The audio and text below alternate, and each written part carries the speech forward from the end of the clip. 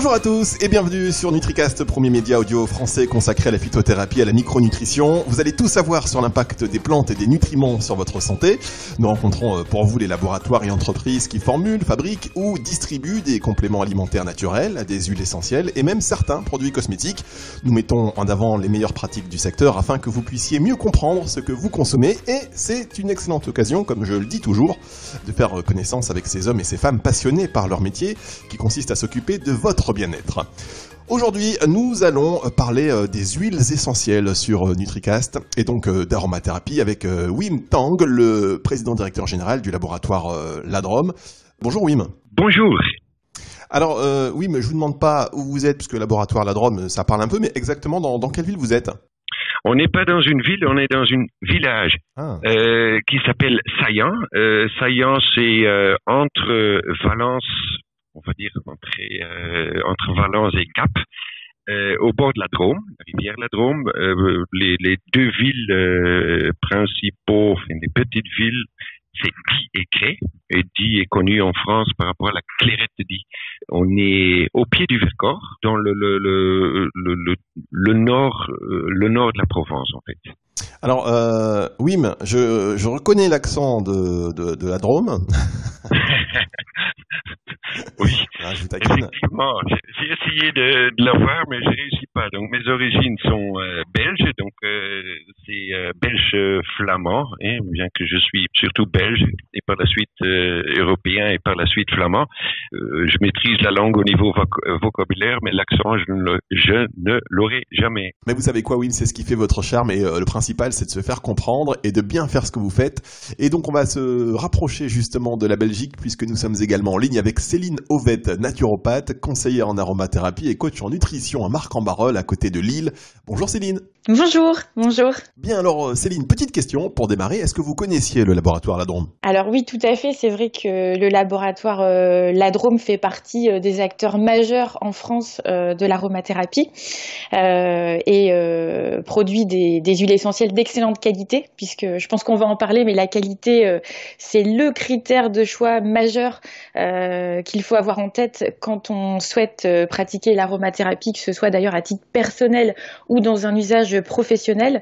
Et donc la Drôme effectivement produit des huiles essentielles d'excellente qualité et aussi des composés, enfin je pense qu'on pourra en parler, mais des produits on va dire qui sont prêts à l'emploi pour le grand public avec des roll-on qui contiennent des synergies très intéressantes. Merci Céline pour ces précisions. Alors ensemble, nous allons parler aujourd'hui des huiles essentielles. Un mot peut-être, Wim, avant sur l'histoire du laboratoire Ladrome. Bon, la naissance, c'était le siècle dernier. La naissance exacte, je pense pas, c'était 1992 où la Drôme Laboratoire, la marque était à l'époque la Drôme Provençale, et était née à l'issue d'une société qui était déjà active dans l'extraction de plantes, l'extraction des plantes fraîches, des tinctures mères. En vrac destiné surtout à des laboratoires hollandais, belges, parce que la phytothérapie, si vous voulez, a démarré à avoir une renaissance dans les années 60, 70, et plutôt dans des pays plus nordiques. Par contre, au niveau production, la France était dès le départ relativement important. Et cette société a eu la demande du premier acteur bio en France, premier grand acteur bio en France, c'était la société Distriborg. Ils nous ont demandé, est-ce que vous pouvez pas, les produits que vous fabriquez, les mettre en petits flacons, parce que ça nous intéresse de l'avoir dans notre gamme. Et c'est un peu comme ça que la Drôme Provençale est née.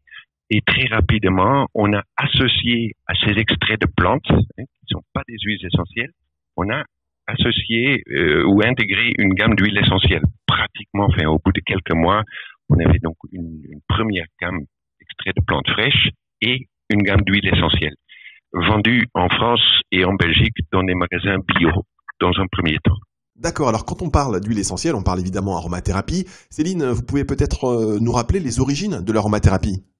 Alors oui, donc effectivement, le mot aromathérapie, moi je reviens toujours aux origines, ça vient du latin aroma qui signifie odeur et therapia qui signifie le soin. C'est donc littéralement le soin par l'odeur.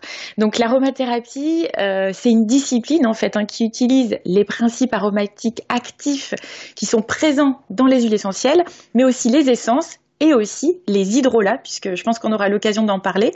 Et on retrouve en fait l'usage de l'aromathérapie depuis toujours. C'est vrai que c'était utilisé par exemple en Égypte, notamment dans les embaumements des momies. On a retrouvé comme ça l'usage de certaines huiles essentielles qui étaient déjà produites à l'époque. Donc les plantes, elles ont toujours accompagné l'homme depuis toujours, j'ai envie de dire, et l'aromathérapie en fait partie.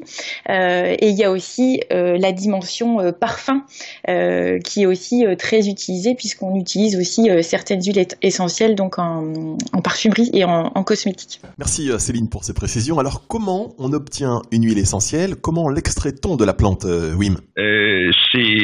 L'extraction des huiles essentielles se fait par distillation à la vapeur, de préférence à la vapeur lente, à l'exception des agrumes. Et donc, la distillation, c'est en fait, on va prendre une masse de plantes, on va les mettre dans une cuve de distillation, on va laisser rentrer de la vapeur. La vapeur va faire éclater les poches qui contiennent des huiles essentielles dans les plantes.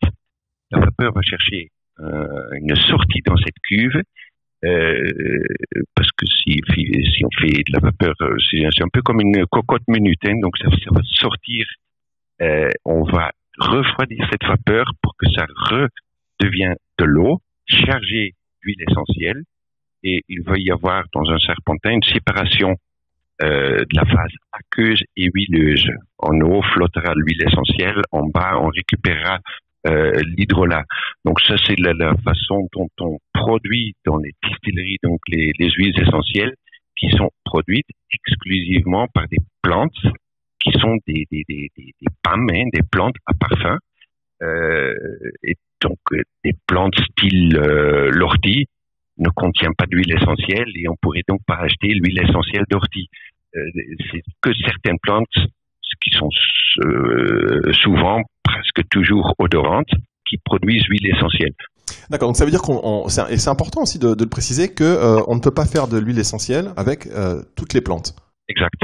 Et est-ce qu'on continue aujourd'hui à découvrir, par exemple, de nouvelles plantes dont on ne soupçonnait pas qu'elles pouvaient devenir des huiles essentielles, ou est-ce que là maintenant, ça y est, tout est figé? Très bonne question.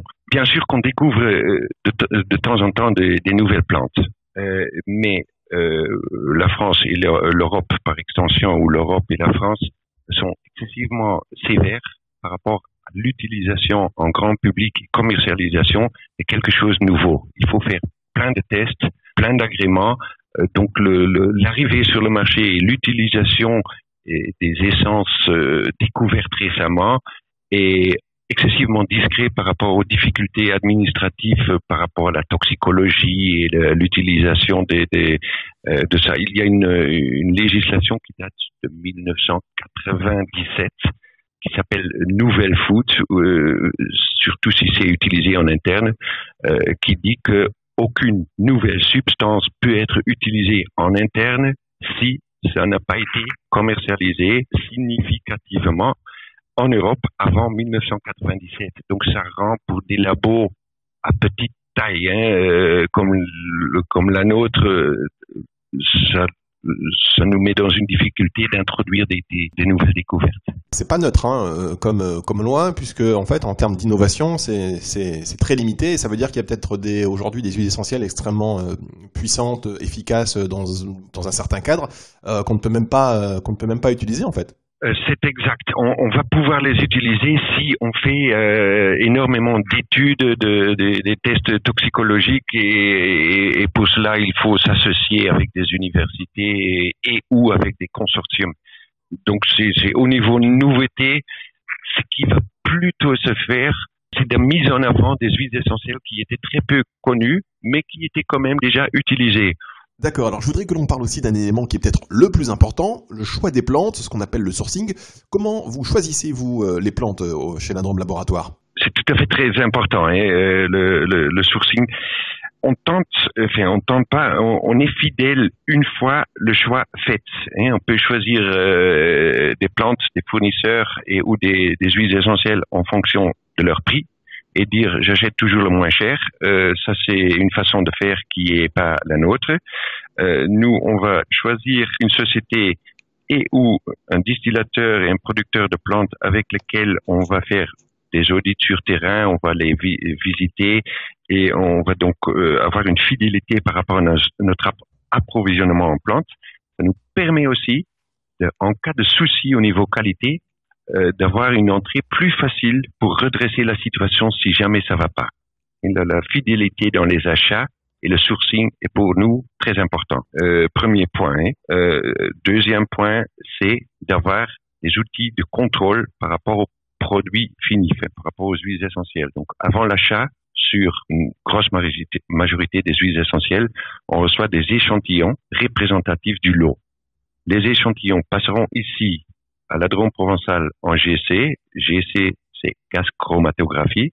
Ça donne le profil chimique de la plante, de l'huile essentielle. Il y a des normes, ça peut être des normes AFNOR, les normes françaises ou des normes internationales, des normes ISO, par rapport à certaines molécules qui doivent être présentes dans un certain pourcentage dans des huiles essentielles. C'est super important de faire ça. Et troisième critère, c'est le bio. Le bio, c'est par rapport à la résidus de certains herbicides, pesticides qui se retrouvent dans les huiles essentielles à une concentration énorme. En fait, le process ça dépend d'une plante à l'autre, mais on va prendre l'extrême, la rose, on va réduire, c'est environ 1 tonne de pétales de rose en 1 kilo. Donc, le facteur de concentration est de 1000.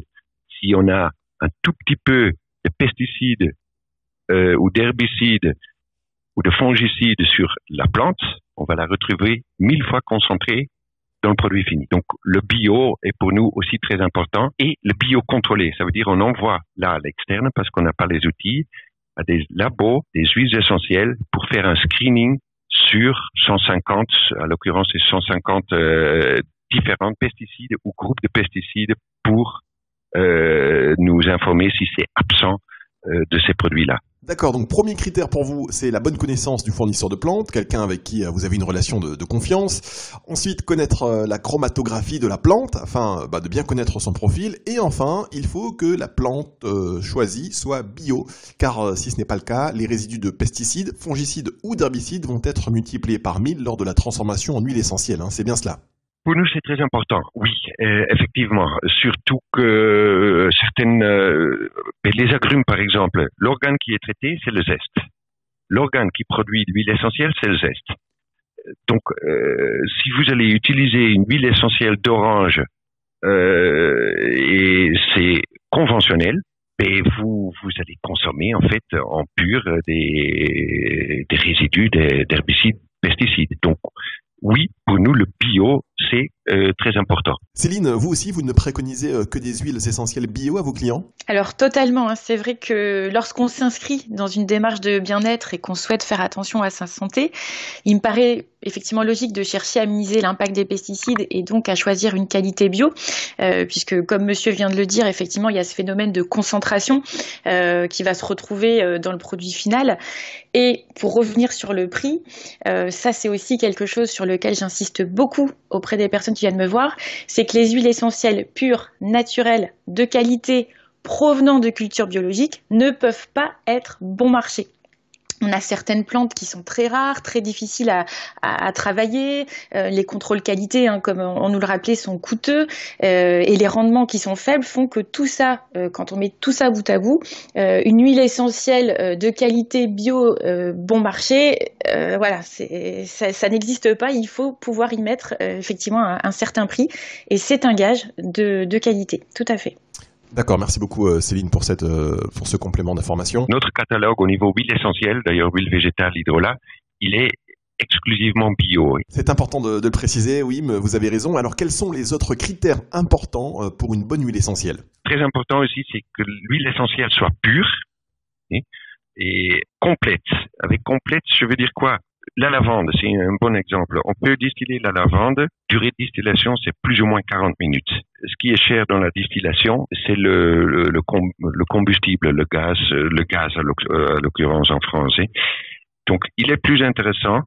Au bout de 30 minutes de distillation, on a 80-90% d'huile essentielle de la plante. Par contre, les 10 minutes supplémentaires vont nous donner les composés un peu lourds de la plante. Pour la lavande, c'est les coumarines qui vont sortir à la fin de la distillation. Donc, on va, avec 10 minutes de temps en plus de distillation, avoir encore 5% du rendement d'huile essentielle. Donc, d'un point de vue économique, c'est pas intelligent de continuer la distillation.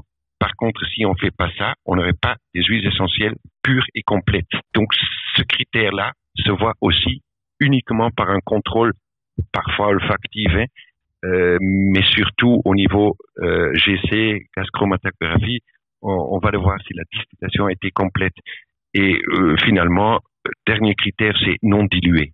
Des huiles essentielles style des huiles essentielles chères, ils vont parfois être diluées. Si c'est dilué, une petite, j'ai le temps de raconter une petite anecdote là. L'huile essentielle de rose, elle est un peu épaisse, elle se solidifie à 18 degrés environ, 18-20 degrés Celsius. Elle coûte, pour un grossiste comme nous, environ 10 000 € le kilo. Et si on achète plusieurs kilos, c'est pas si on en achète. L'huile essentielle a le même point d'ébullition que la graisse de poulet. Donc, si on intègre un peu de graisse de poulet dans l'huile essentielle de rose, on va pouvoir vendre la graisse de poulet pour 10 000 € le kilo, ce qui est bien sûr excessivement intéressant. Le plus cher qu'une huile essentielle est, le plus on a tendance à la falsifier. Donc la falsification est super important et c'est pour ça qu'on parle à ce moment-là des huiles essentielles pures, non diluées et complètes. Waouh, Céline, vous étiez au courant de tout ça ? Tout à fait. Et effectivement, c'est un critère. Enfin, ce sont des critères qui sont majeurs parce qu'effectivement, il y a une très forte demande aujourd'hui du public. Il y a énormément de produits d'imitation, des produits frelatés qu'on peut retrouver même des fois dans des herboristeries. Moi, ça m'est déjà arrivé ou des magasins spécialisés de trouver des huiles essentielles effectivement qui n'avaient pas tous ces critères. Donc effectivement, il y a une notion. Alors au-delà du fait que l'huile essentielle soit 100% naturelle, soit 100% pure, soit 100% intégrale, il y a effectivement le nom latin et notamment la notion de chémotype. Alors ça, c'est quelque chose sur lequel moi j'insiste énormément et je voudrais aussi profiter de ce podcast pour en parler. Comme le disait effectivement monsieur, une huile essentielle en fait est définie par un profil biochimique qui constitue, si vous voulez, un peu sa carte d'identité propre. Donc en fait, on va retrouver des molécules en proportion en fonction de telle ou telle plante. Et ça, c'est très important de savoir précisément ce que contient une huile essentielle avant de l'utiliser. Alors, non seulement pour des raisons de sécurité, puisque c'est, on va dire, ces différentes molécules qui vont définir la toxicité, les précautions d'emploi, etc., mais aussi pour être certain d'obtenir le meilleur résultat en fonction de ce qu'on attend de cette huile essentielle. Puisqu'effectivement, les composants aromatiques d'une plante peuvent varier en fonction de là où elle pousse, donc la saison, la composition du sol, l'altitude, le climat. Donc le chémotype, c'est effectivement le principe actif principal de la plante. Donc on va parler d'huile essentielle chémotypée, c'est-à-dire qu'on est sûr effectivement du principe actif principal qui est présent. Et par exemple, on va prendre l'exemple du romarin puisque c'est pour le coup moi une plante que j'aime bien. Il existe effectivement différents romarins. Donc là, voilà, il y a le romarin à cinéole par exemple qui va plutôt avoir un tropisme respiratoire. On va avoir le romarin camphre, lui qui contient du camphre. Donc vous savez, c'est cette substance qui peut être contenue dans le baume du tigre chinois et qui va avoir pour effet de décontracter les muscles quand on a des courbatures ou voilà chez les sportifs. Et on a par exemple le romarin verbenone qui lui va agir sur la sphère hépatique. Donc quand quelqu'un vous parle effectivement d'une plante, que ce soit la lavande, le romarin ou d'autres, sans qu'on ait derrière la précision exacte du chémotype, il faut rien faire. C'est-à-dire que il faut vraiment avoir le nom complet de la plante et son espèce botanique, puisque il y a certaines huiles essentielles qu'on va pouvoir ingérer, d'autres pas du tout. Donc il faut vraiment pas se tromper. Et quand il y a un doute, il y a plus de doute. C'est-à-dire qu'on prend conseil auprès d'un professionnel, on va voir son pharmacien, on appelle le laboratoire. Mais ça, c'est vraiment essentiel pour pouvoir travailler en toute sécurité, pour éviter des empoisonnements, la toxicité et pour avoir des résultats que l'on va pouvoir reproduire. Donc ça, cette notion de chémotype avec le nom botanique et l'actif principal de l'huile essentielle, c'est quelque chose de primordial. Et le truc, c'est que comme les huiles essentielles sont en vente libre, il y a beaucoup de personnes qui pensent que voilà, parce que c'est en vente libre, ce n'est pas dangereux. Or, les huiles essentielles, encore une fois, elles sont très concentrées, elles sont très puissantes, et donc si elles sont mal utilisées, il peut y avoir des soucis. Donc, c'est pour ça qu'il faut vraiment pratiquer en sécurité. Céline, merci beaucoup pour ces précisions. Et alors, j'ai envie de vous dire, Céline, déjà, arrêtez de dire monsieur, parce que... Oui, j'allais le dire, mais vous, tout à fait. Bon alors, ceci étant dit, on connaît donc la puissance des huiles essentielles. On a dit aussi tout à l'heure qu'il y avait une législation assez stricte qui encadrait la commercialisation de nouvelles plantes sous forme d'huiles essentielles. Mais si on considère le nombre d'accidents liés à un mauvais usage de ces huiles, n'y a-t-il pas un manque de connaissance globale des utilisateurs et aussi un manque de formation des prescripteurs parce que en France, on peut en acheter très facilement sans pour autant recevoir de consignes particulières lorsqu'on s'en procure. Aussi, très bonne question. Merci beaucoup. Tout d'abord, merci beaucoup à Céline par rapport au chémotype. Elle a tout à fait raison. C'est d'ailleurs des notions qui sont inscrites par définition sur l'ensemble de nos emballages. Le romarin à camphre, pour le thym, c'est le cas, c'est le chémotype est primordial. Et c'est maintenant, vous dites qu'il y a beaucoup d'accidents sur les huiles essentielles. Il est vrai que dernièrement, c'est dans la presse. La Drôme provençale fait partie, comme pas mal d'autres sociétés, d'un consortium de huiles essentielles qui ont sur leur site fait une communiqué sur la dangerosité des huiles essentielles et l'importance de bien suivre soit les conseils du naturo, soit les conseils d'utilisation. Et on a d'ailleurs ensemble avec la ANSES là, regardez un peu les nombres de cas qui sont survenus dans les 8 dernières années, à savoir entre 2011 et 2018, il y a eu les centres antipoison ont recensé 1432 cas avec des symptômes liés ou supposés liés à mauvaise utilisation des huiles essentielles. Sur la même période, il y a eu 436 millions d'unités vendues. Donc, le rapport, c'est un cas pour tous les 300 000 unités vendues. Et dans les cas mentionnés, 97,4% des cas étaient liés à des mésusages ou des accidents.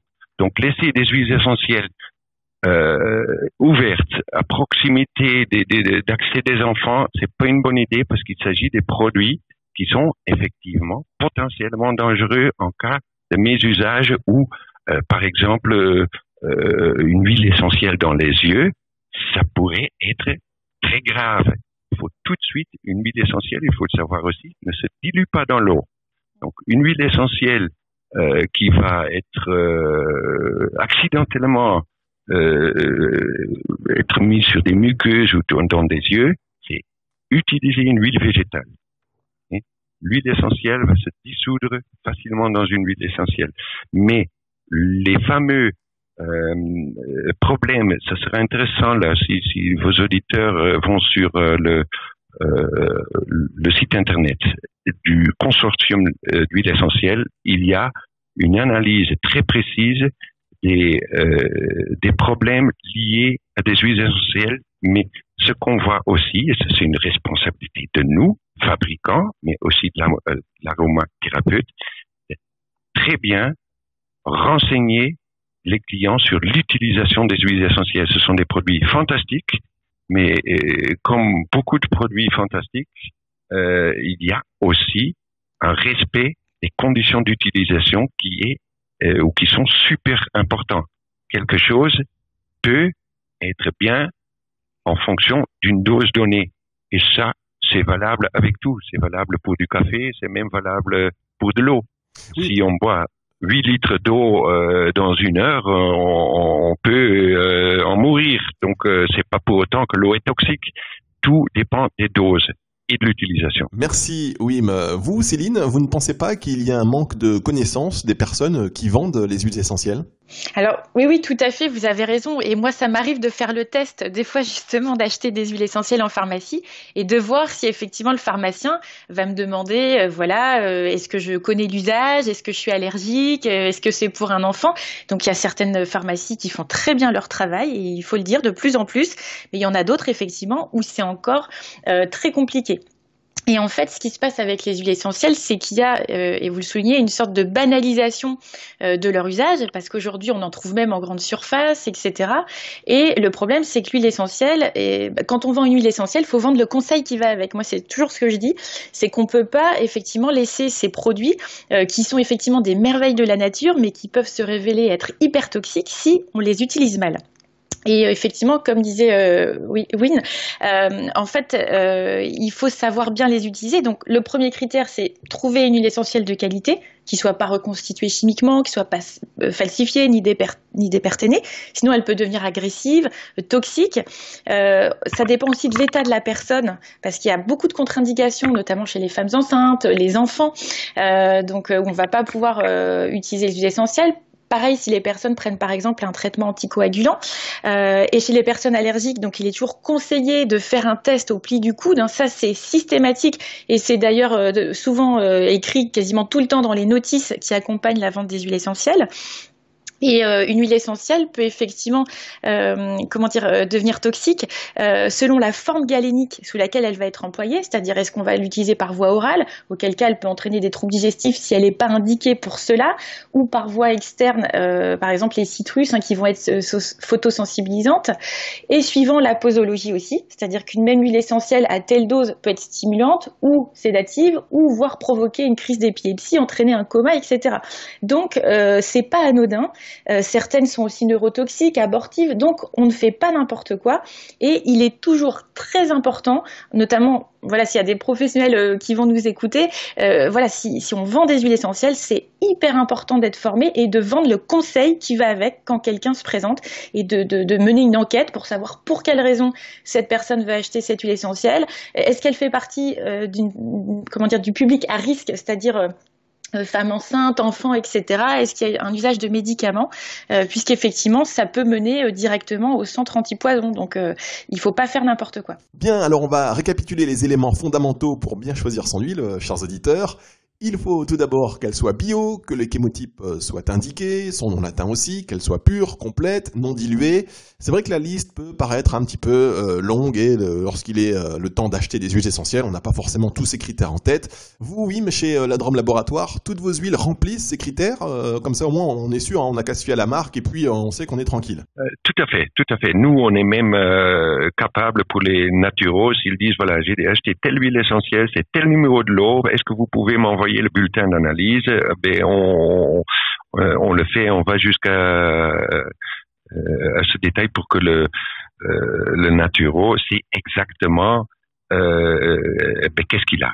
D'accord, pour une meilleure traçabilité. Alors après avoir parlé des précautions à prendre, on va parler dans un instant ensemble des bienfaits de ces huiles et dans quel cas elles peuvent concrètement vous aider. C'est tout de suite.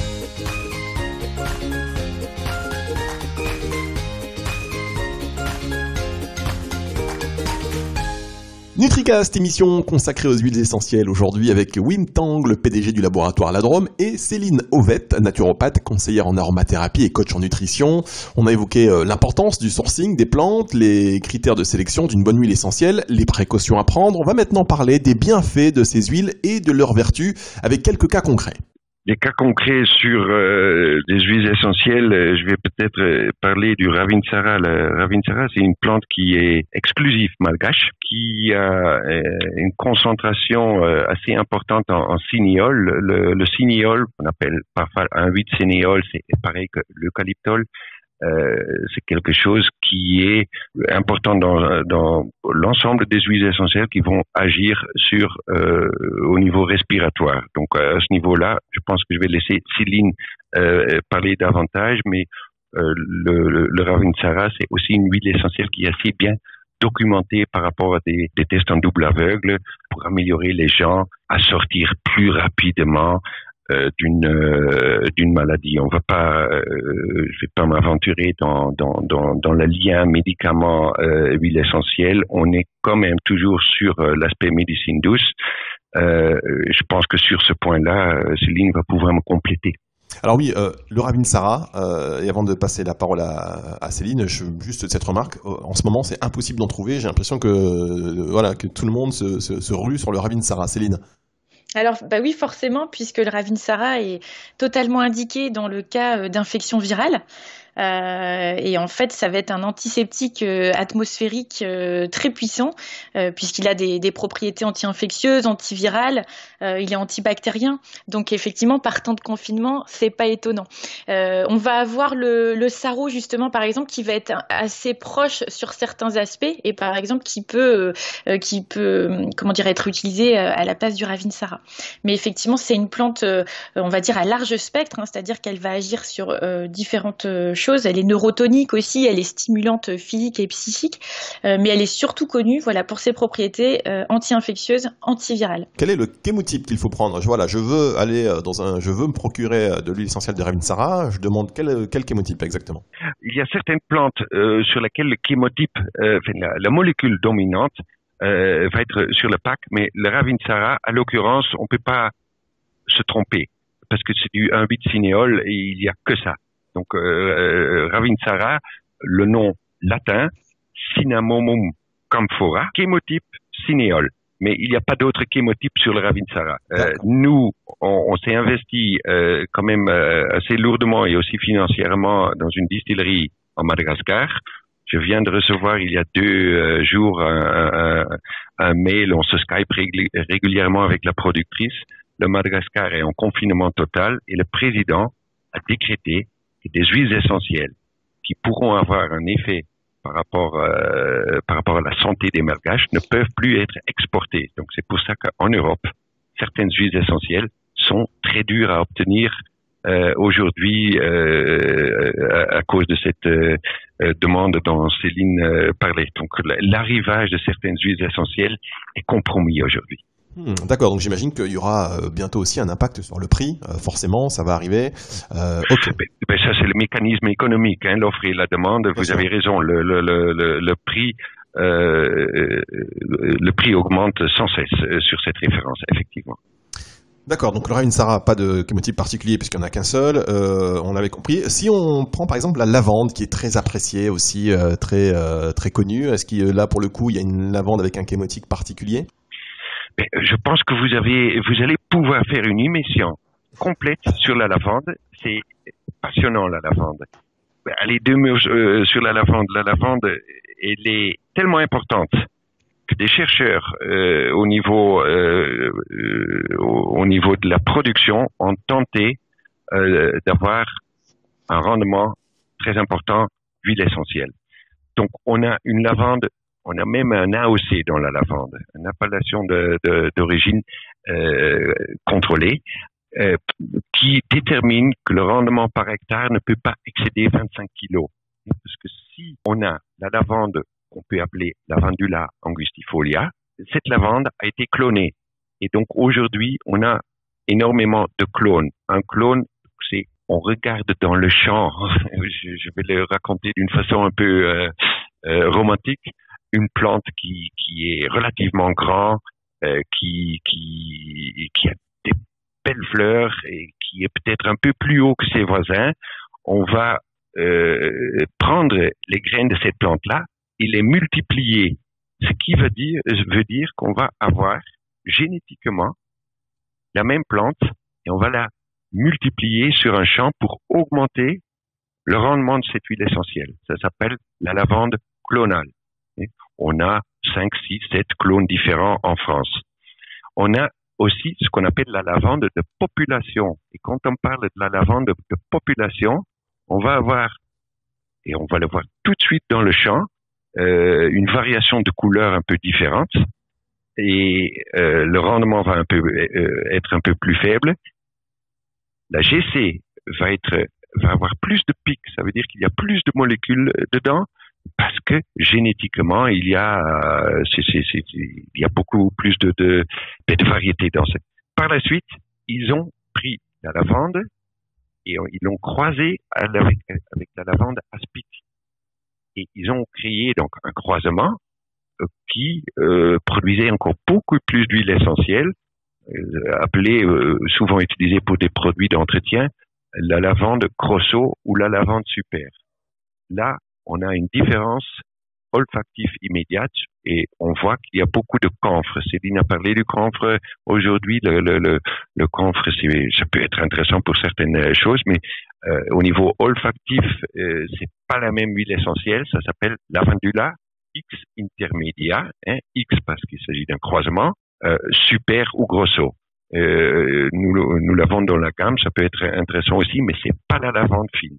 Et même dans la lavande fine, on a déjà quand même toute une panoplie. D'accord, Wim. Vous avez un mot à rajouter, Céline, par rapport à ça ? En fait, oui, non, c'est tout à fait ça, et c'est bien d'insister dessus, puisque la lavande, c'est pareil, c'est une huile essentielle qui paraît un peu anodine, et c'est un best, on va dire, à avoir chez soi.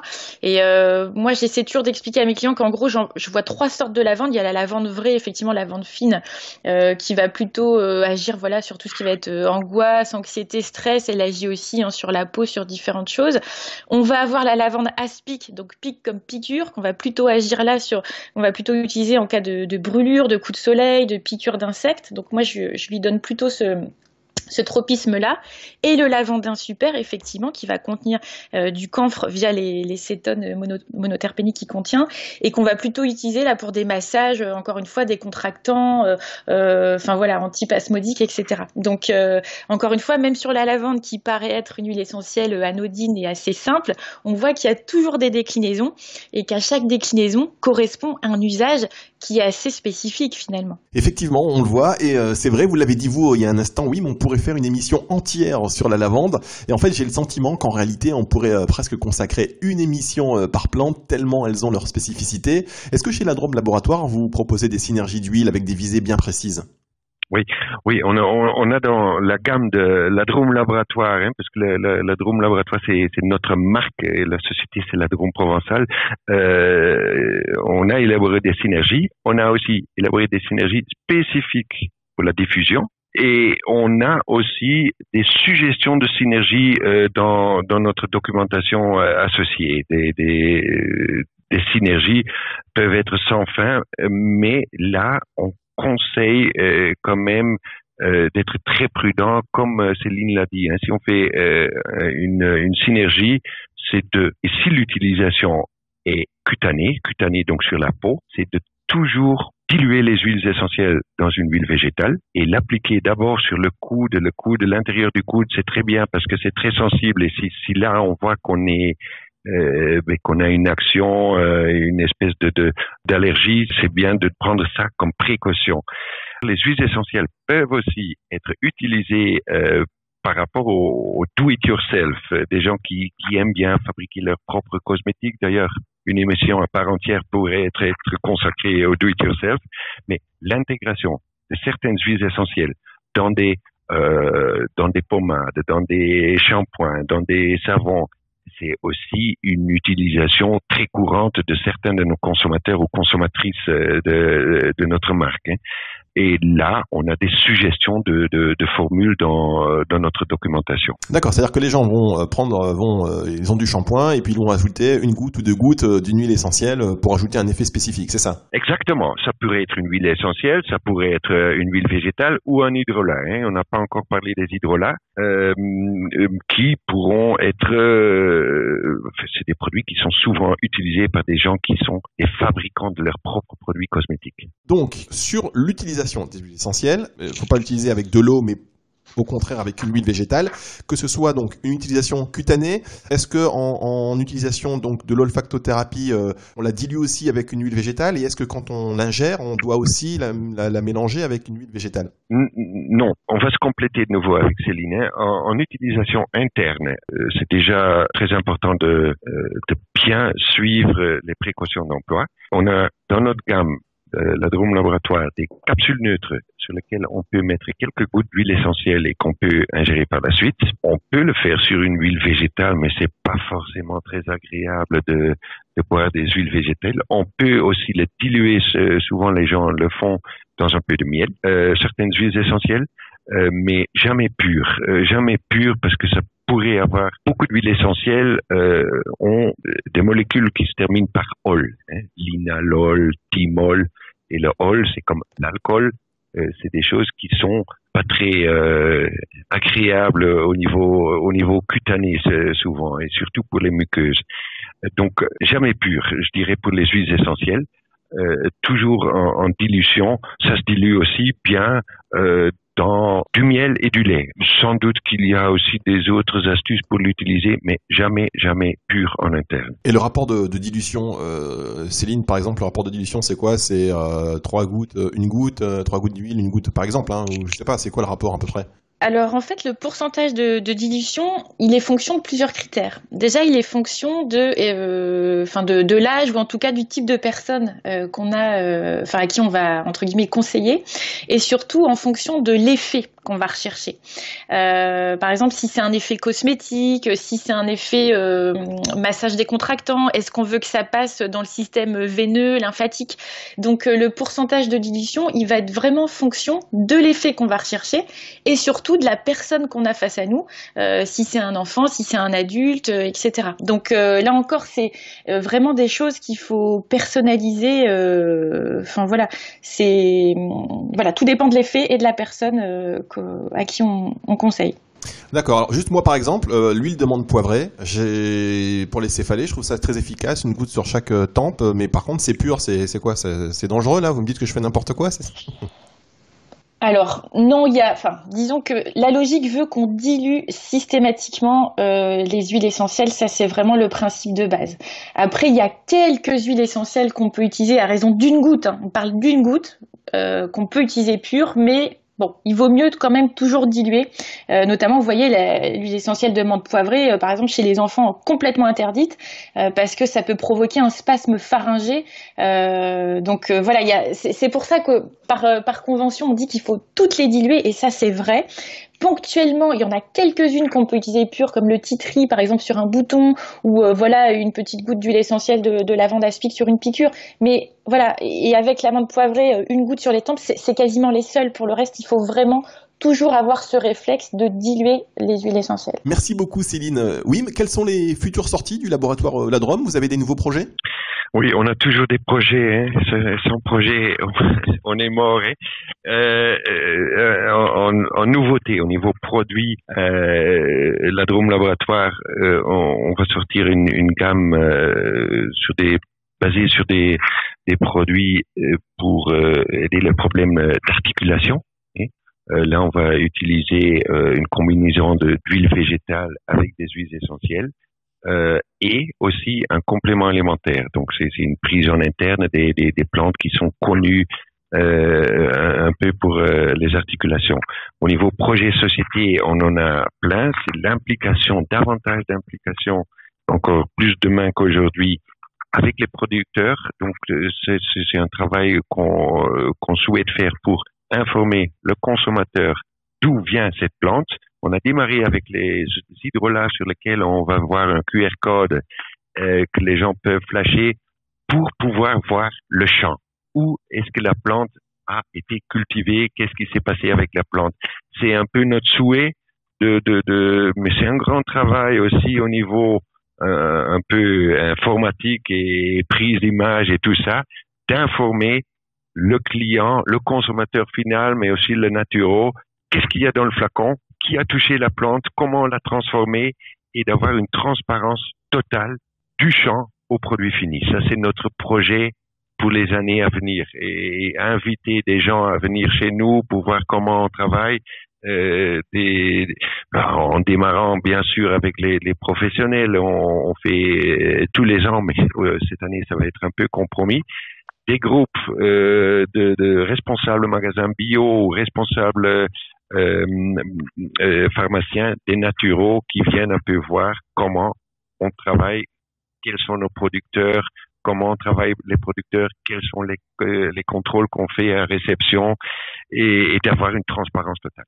Transparence totale, et c'est avec ces mots que l'on va se quitter, chers auditeurs. La transparence, c'est ce que l'on vous propose sur NutriCast. Un élément essentiel aujourd'hui pour vous, consommateurs, pour mieux vous retrouver dans cet univers pas toujours très facile des compléments alimentaires et des huiles essentielles. On l'a vu encore aujourd'hui.